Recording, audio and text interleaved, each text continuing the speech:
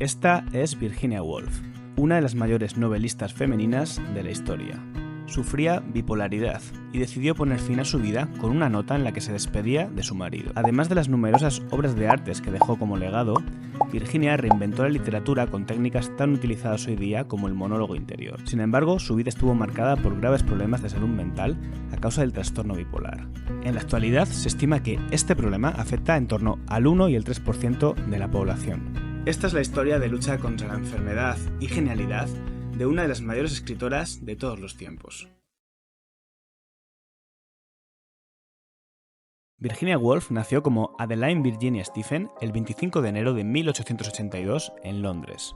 Provenía de una familia acomodada y culta. Su padre, Sir Leslie Stephen, era un notable crítico literario e historiador, mientras que su madre, Julia Prinsep Stephen, provenía de una familia destacada en la India británica que también estaba vinculada al mundo literario. Nunca recibió una educación formal.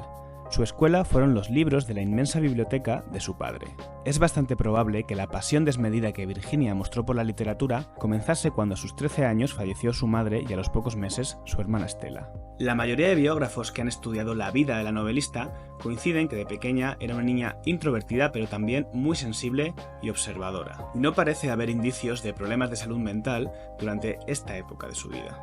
Todo empezó a empeorar cuando, tras el fallecimiento de las figuras femeninas en su familia, Virginia fue víctima de abuso sexual por parte de sus hermanos George y Gerald Duckworth. Este abuso comenzó cuando tenía alrededor de 6 años y continuó durante la adolescencia. Woolf habla de ello en sus diarios y cartas, describiéndolos como una de las experiencias más traumáticas de su vida. Esta serie de abusos repetidos le provocaron un trastorno de estrés postraumático como el de los soldados de la guerra.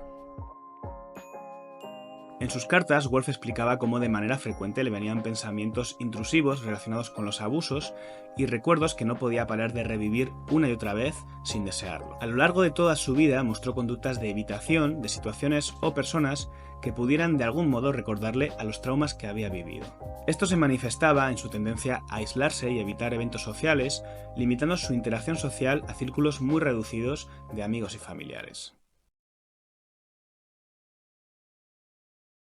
Después de la muerte de su padre en 1904, Virginia y sus hermanos se mudaron a Bloomsbury. Allí comenzaron a reunirse con un grupo de intelectuales que más tarde se conocería como el Grupo Bloomsbury. Este círculo, que incluía figuras como el economista John Maynard Keynes y el pintor Duncan Grant, se convirtió en un hervidero de pensamiento progresista y liberal. Esto tuvo una gran influencia en la obra de Woolf. Virginia comenzó su carrera como escritora profesional en 1905. Escribiendo para el suplemento literario del The Times. Su primera novela, The Voyage Out, se publicó en 1915. La acogida de sus textos no fue maravillosa, seguramente por ser mujer. Sin embargo, a posteriori se convirtió en una de las mayores novelistas de la historia con obras como Alfaro o Una habitación propia. Virginia escribía bien, eso es evidente, pero es que no solo se trataba de eso. Tenía un estilo muy especial y novedoso para aquella época. Introdujo técnicas como el monólogo interior o el flujo de conciencia.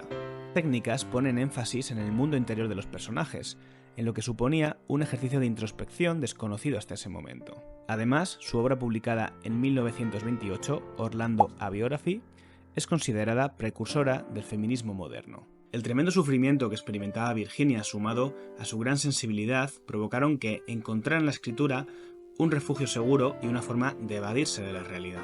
Virginia Woolf no fue diagnosticada formalmente con un trastorno psiquiátrico específico, ya que las categorías diagnósticas actuales como el trastorno bipolar o el trastorno de estrés postraumático no se reconocían en ese momento. Algunos médicos de la época intentaron tratarle bajo términos más generales como el de locura, melancolía o trastorno nervioso, pero con poco éxito. Las pautas se reducían a ideas como dejar de leer o escribir.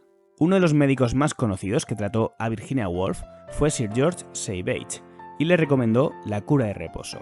Esto consistía en largos periodos de inactividad forzada, hidroterapia y aislamiento. Este enfoque estaba basado en la creencia de que la actividad mental o física empeoraba los síntomas de las mujeres con problemas nerviosos. Virginia era muy consciente de su propia vulnerabilidad y reflexionaba sobre ello en sus cartas. Además de los síntomas de estrés postraumático anteriormente mencionados, ella refería otra sintomatología que es característica del trastorno bipolar. Relataba fases de su vida donde se obsesionaba con escribir y lo hacía sin descanso.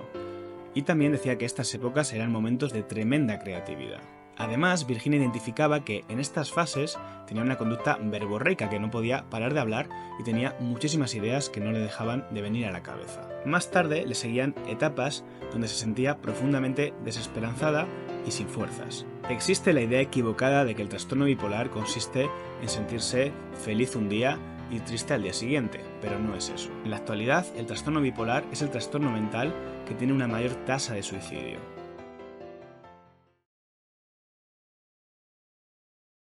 Pese a esa autoconciencia de enfermedad que podía tener Virginia y las medidas tomadas junto a su marido, como irse a vivir al campo con el objetivo de llevar una vida más tranquila, las crisis nunca cesaron. Virginia sentía que los tratamientos médicos a los que había sido sometida habían empeorado su estado de salud. También se culpaba por el sufrimiento causado a su esposo, a quien amaba con locura. Estaba cansada de intentarlo una y otra vez. Cada vez tenía más miedo de volver a encontrarse mal y sentía que ya no podía luchar más con la enfermedad mental. El 28 de marzo de 1941, Virginia Woolf salió de su casa en Rodmell, una pequeña aldea en Sussex, y caminó hacia el río Ouse, que estaba cerca de su hogar.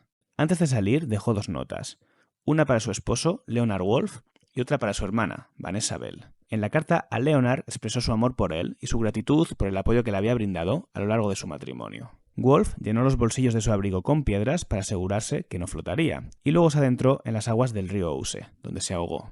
Su cuerpo fue encontrado por un grupo de niños el 18 de abril de 1941, casi 3 semanas después de su desaparición. En la carta que Virginia dedicó a Leonard se puede apreciar lo debilitada que se encontraba a nivel emocional. Querido, estoy segura de que me estoy volviendo loca de nuevo. Siento que no podemos pasar por otra de esas terribles veces. Y no voy a recuperarme esta vez. Empiezo a oír voces y no puedo concentrarme.